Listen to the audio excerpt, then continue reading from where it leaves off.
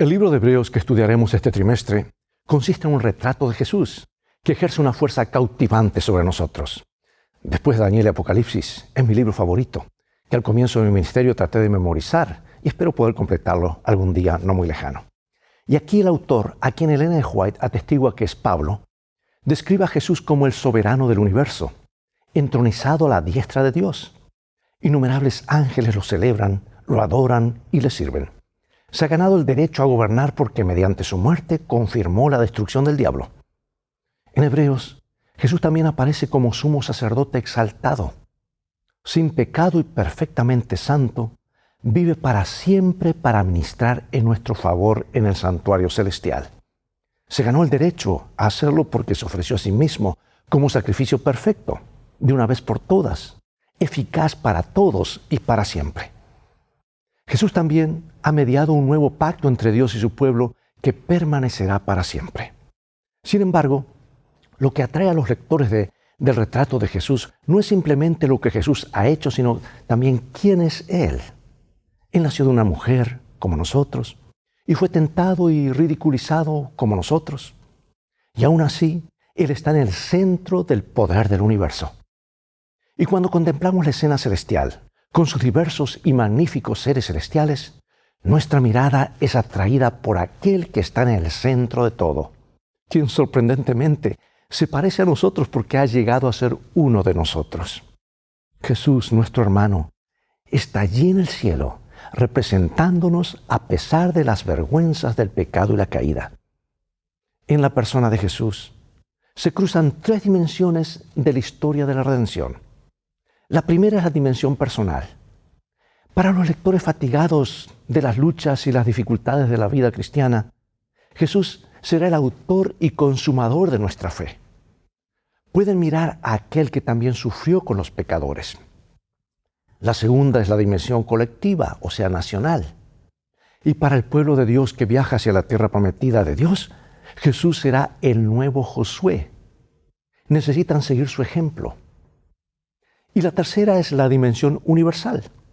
Jesús es el nuevo Adán, el Hijo del Hombre, en quien se cumplen los propósitos de Dios para la humanidad. O sea que el retrato de Jesús que capta la amplitud, la longitud, la altura, la profundidad del amor de Dios por nosotros, es nuestro tema en este trimestre. Así que ve por tu Biblia y mantente en sintonía.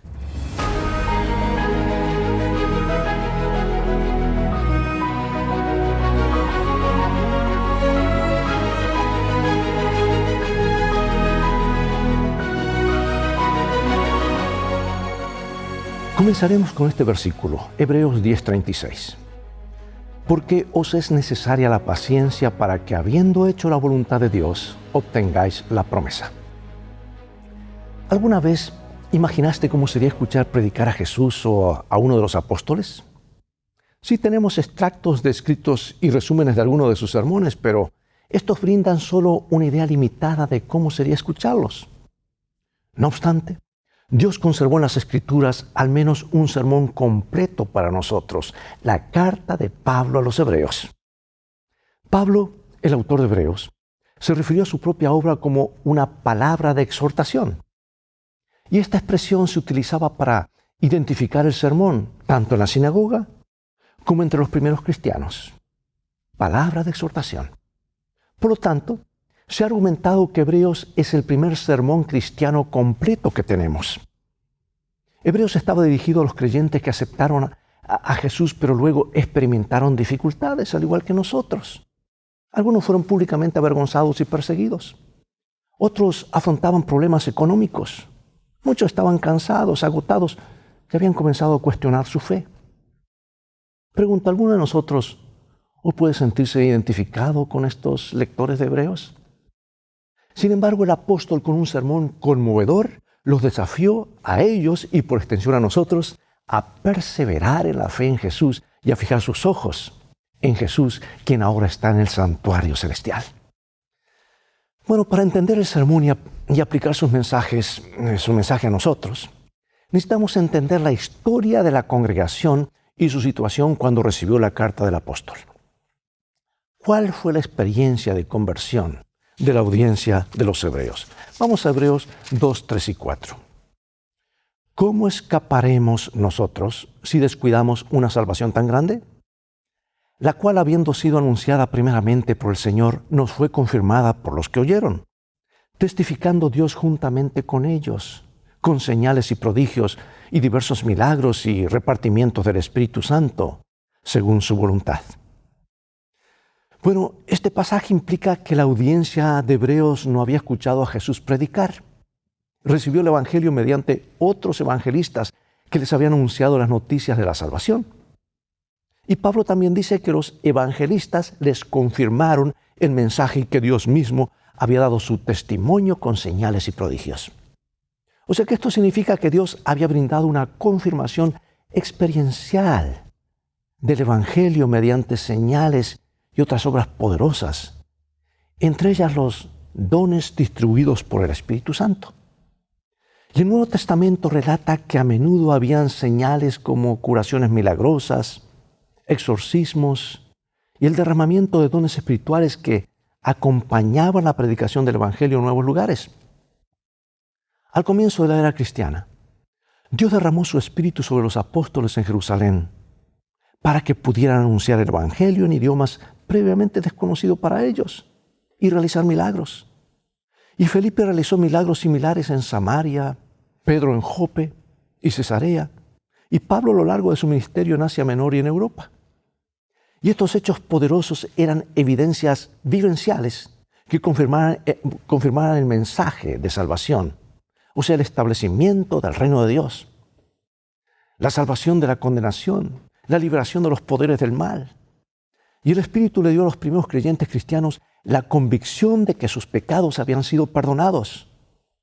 Por lo tanto, no temían el juicio y como resultado, sus oraciones eran audaces y confiadas y su experiencia religiosa era dichosa. Pero el Espíritu también liberó a los esclavos de los poderes del mal, lo que fue una prueba contundente de la superioridad del poder de Dios sobre las fuerzas del mal y reveló que el reino de Dios se había establecido en la vida de ellos. Pregunta, amigo y amiga, hermano y hermana, ¿cuál es la historia de tu conversión? ¿De qué manera has sido confirmada en tu fe y creencia en Jesucristo como tu Señor y Salvador? ¿Por qué a veces es bueno recordar cómo Dios actuó por primera vez en tu vida para llevarte a Él? Cuando los creyentes confesaron su fe en Cristo y se unieron a la iglesia, establecieron un límite que los distinguió del resto de la sociedad. Desafortunadamente o tristemente, digamos, esto se convirtió en una fuente de conflicto porque implícitamente emitía un juicio negativo sobre su comunidad y sus valores. Por eso, ¿cuál fue la experiencia de la audiencia de Hebreos después de su conversión? Voy a leer Hebreos 10 y luego Hebreos 13, y nos dice así: Pero traed a la memoria los días pasados en los cuales, después de haber sido iluminados, sostuvisteis gran combate de padecimientos, por una parte, ciertamente, con vituperios y tribulaciones fuisteis hechos espectáculo, y por otra llegasteis a ser compañeros de los que estaban en una situación semejante. Porque de los presos también os compadecisteis, y el despojo de vuestros bienes sufristeis con gozo, sabiendo que tenéis en vosotros una mejor y perdurable herencia en los cielos. Acordaos de los presos, como si estuvieras preso juntamente con ellos, y de los maltratados, como también vosotros mismos estáis en el cuerpo. Es muy probable que los lectores de Hebreos sufrieran verbal y físicamente a manos de turbas ilícitas, mejor dicho, que estaban incitadas por los oponentes. También fueron encarcelados muchos de ellos. Y es posible que además hayan sido golpeados, porque los funcionarios tenían el poder de autorizar el castigo y el encarcelamiento, y a menudo sin seguir las normas judiciales apropiadas, mientras reunían las pruebas. Por eso, ¿cómo nos ayudan las experiencias de Moisés y de los lectores de 1 de Pedro a comprender por qué se perseguía a los creyentes cristianos? Voy a leer en Hebreos 11 y luego en 1 de Pedro 4, 14 y 16.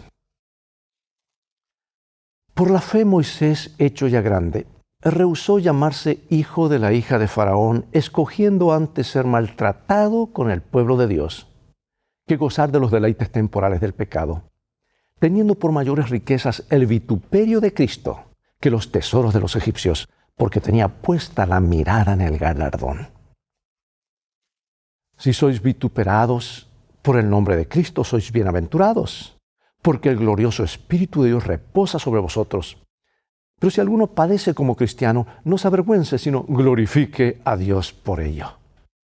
Sufrir el vituperio de Cristo significaba simplemente identificarse con Cristo y soportar la vergüenza y el abuso que implicaba esta asociación con su nombre. Imagínate el primer siglo. Era terrible. No habían derechos humanos como hay ahora, y menos para esta secta, este tipo de gente que era, según ellos, la lacra social. La animosidad pública contra los cristianos era el resultado de sus compromisos religiosos distintivos.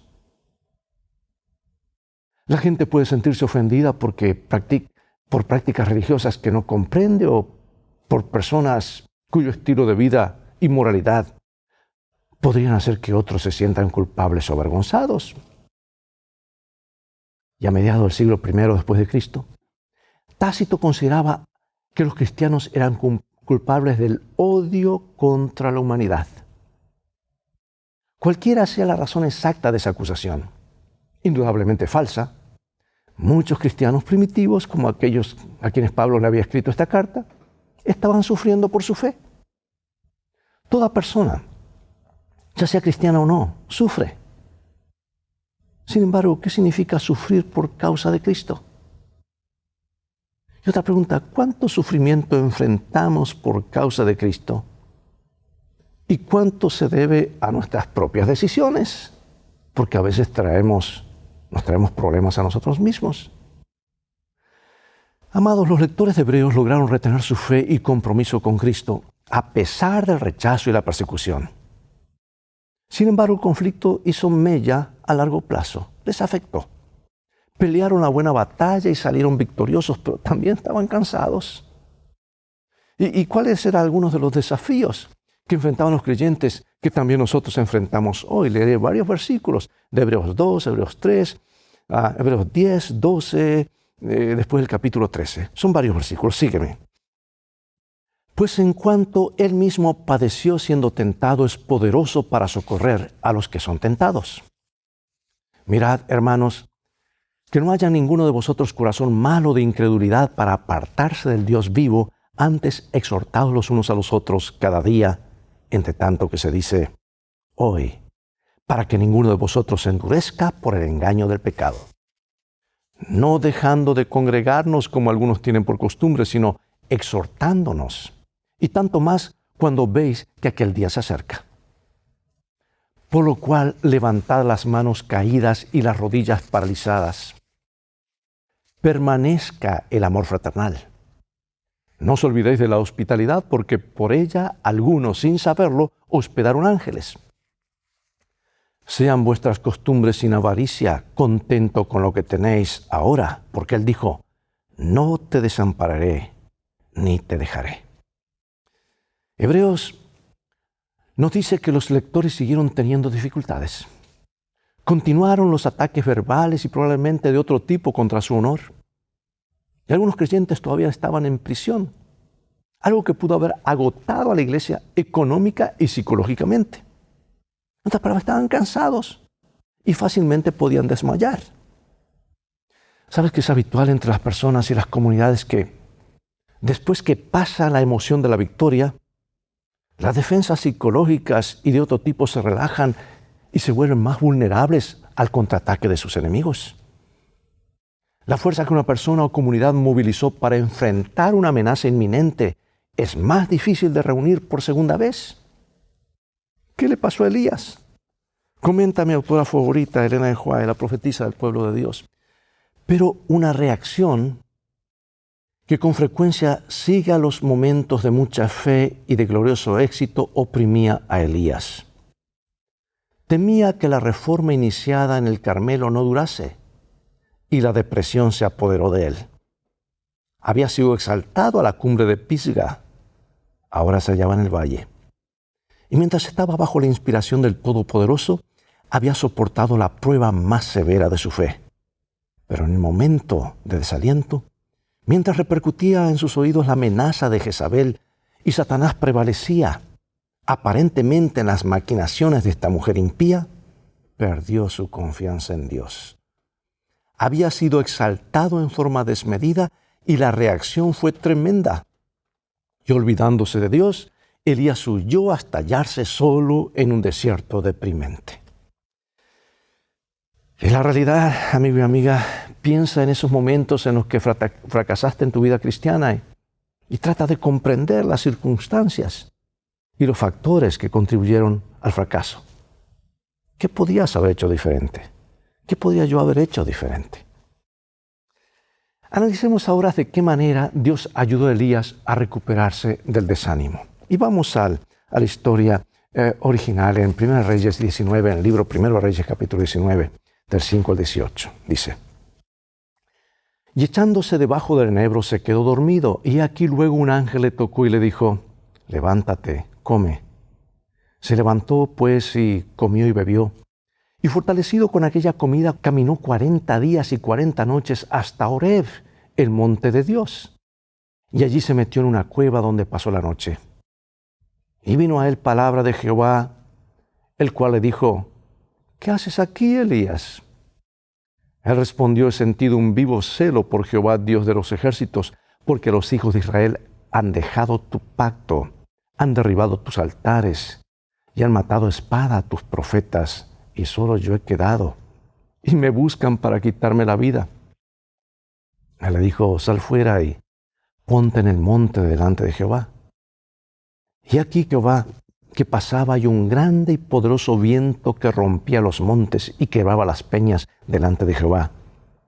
Pero Jehová no estaba en el viento.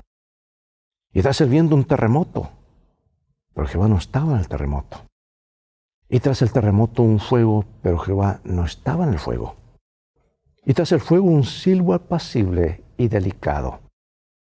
Y cuando lo oyó Elías, cubrió su rostro con su manto y salió, y se puso a la puerta de la cueva. Y aquí vino a él una voz diciendo: ¿qué haces aquí, Elías? Él respondió: he sentido un vivo celo por Jehová, Dios de los ejércitos, porque los hijos de Israel han dejado tu pacto, han derribado tus altares y han matado a espada a tus profetas, y solo yo he quedado, y me buscan para quitarme la vida. Y le dijo Jehová: ve, vuélvete por tu camino, por el desierto de Damasco, y llegarás y ungirás a Hazael por rey de Siria. Y yo haré que queden en Israel 7,000 cuyas rodillas no se doblaron ante Baal y cuyas bocas no lo besaron. ¿Qué hizo Dios en esta ocasión para restaurar la fe de Elías, su siervo? La historia de la interacción de Dios con Elías después del Carmelo es fascinante porque muestra el tierno cuidado y la sabiduría con la que Dios suple las necesidades de quienes están en peligro y que luchan por recuperar su fe. ¿Te sientes desanimado? ¿Has fracasado? Dios no te ha dejado, está en el último lugar donde lo dejaste. Dios hizo varias cosas por Elías. En primer lugar, se preocupó por sus necesidades físicas. Le proveyó de comida y lo dejó descansar. Y luego en la cueva amablemente lo reprendió: ¿qué haces aquí, Elías? Y lo ayudó a entender más en profundidad cómo Él obra y cumple sus propósitos. Dios no estaba en el viento, en el terremoto, ni en el fuego, sino en una voz suave y apacible.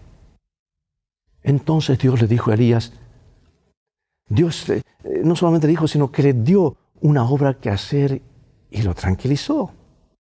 Y así que en todo Hebreos podemos encontrar varias instrucciones que el apóstol le dio a los lectores para ayudarlos a recuperar su fuerza y fe originales. Por esto es un libro trascendente para nosotros hoy, que estamos luchando y con problemas en este mundo. Y aquí el autor insiste en que atienda las necesidades físicas de sus hermanos en la fe.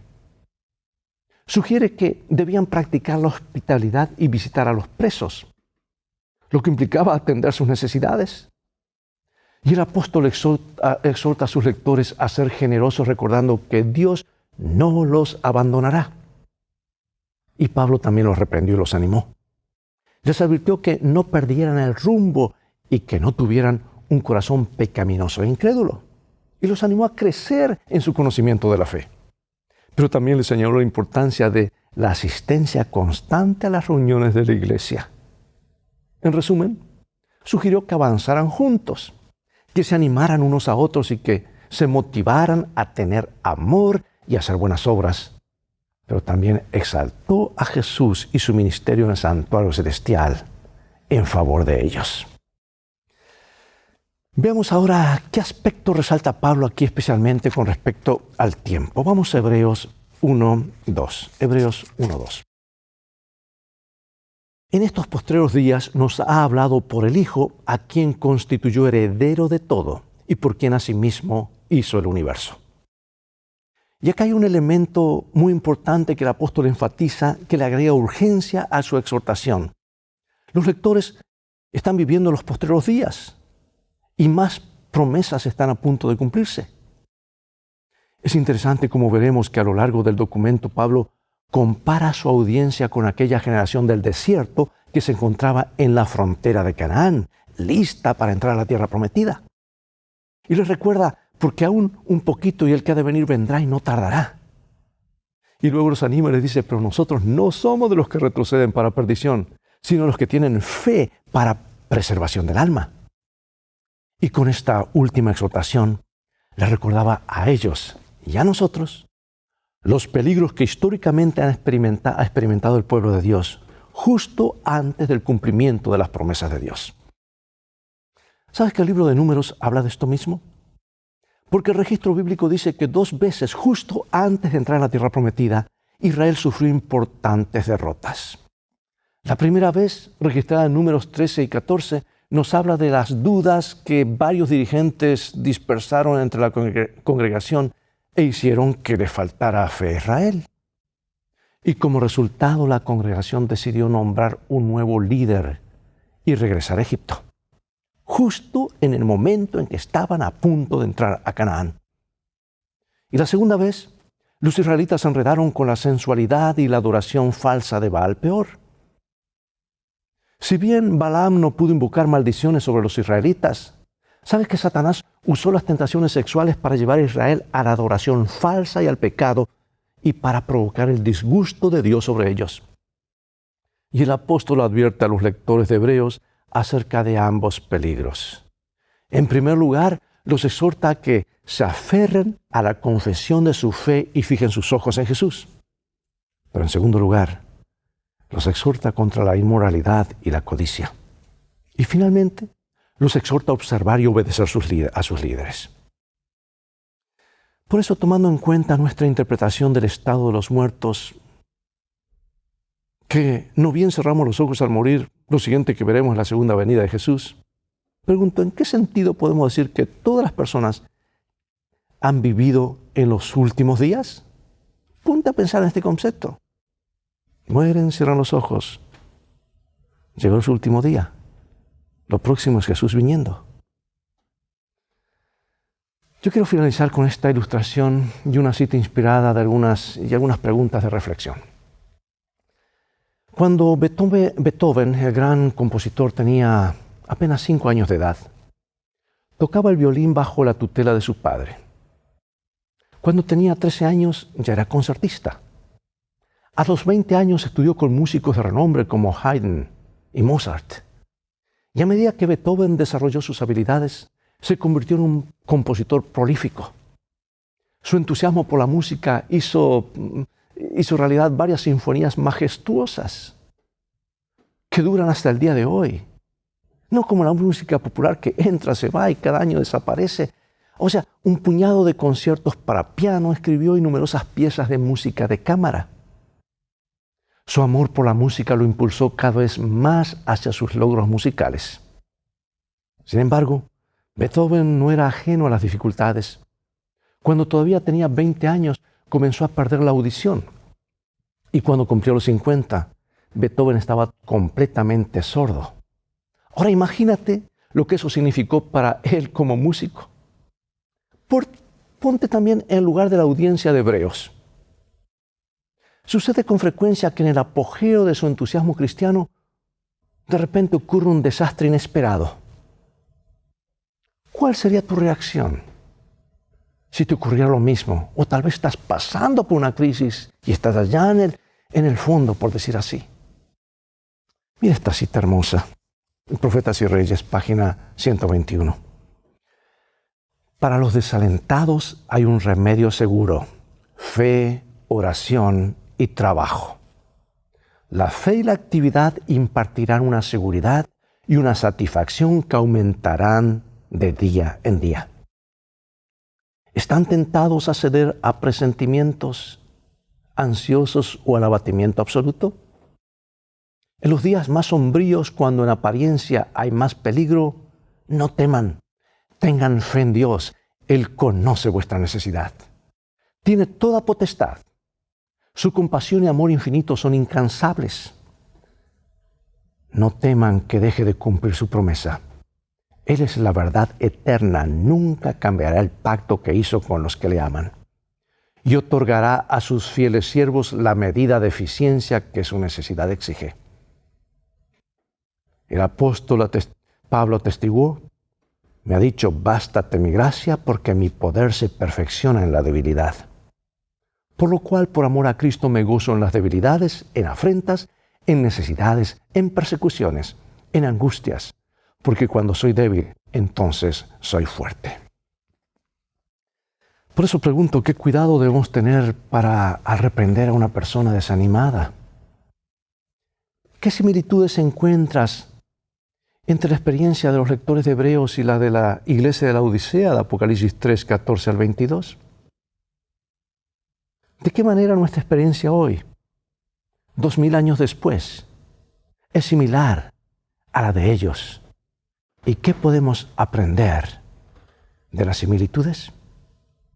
Acompáñame en oración. Padre Celestial, gracias por el estudio de tu palabra de hoy. Gracias porque frente al desánimo no estamos solos. Tal vez en este momento alguien que está sintonizando o escuchando este programa, esta lección, está pasando por un momento muy difícil. Aumenta su fe, que se conecte contigo en oración y que busque servirte para fortalecerse. Bendícenos. Y que al estudiar este maravilloso libro que tiene una gran aplicación para nosotros hoy, podamos fortalecer nuestra fe en Jesús, autor y consumador de esta fe. En su nombre oramos. Amén. Bien, hermanos, es todo el tiempo que tenemos por hoy. Ha llegado el momento de despedirnos y será hasta el próximo programa de la serie Lecciones de Vida. Invita a otros a sintonizar este canal y transfórmate tú mismo en un canal de bendiciones. Dios te bendiga y recuerda, tú vales mucho para Jesús. Él te ama más de lo que puedes imaginar. Y en el viaje de la vida en el cual todos transitamos, las cosas han de terminar bien si haces de la Biblia tu GPS y a Jesús como tu guía. Maranata.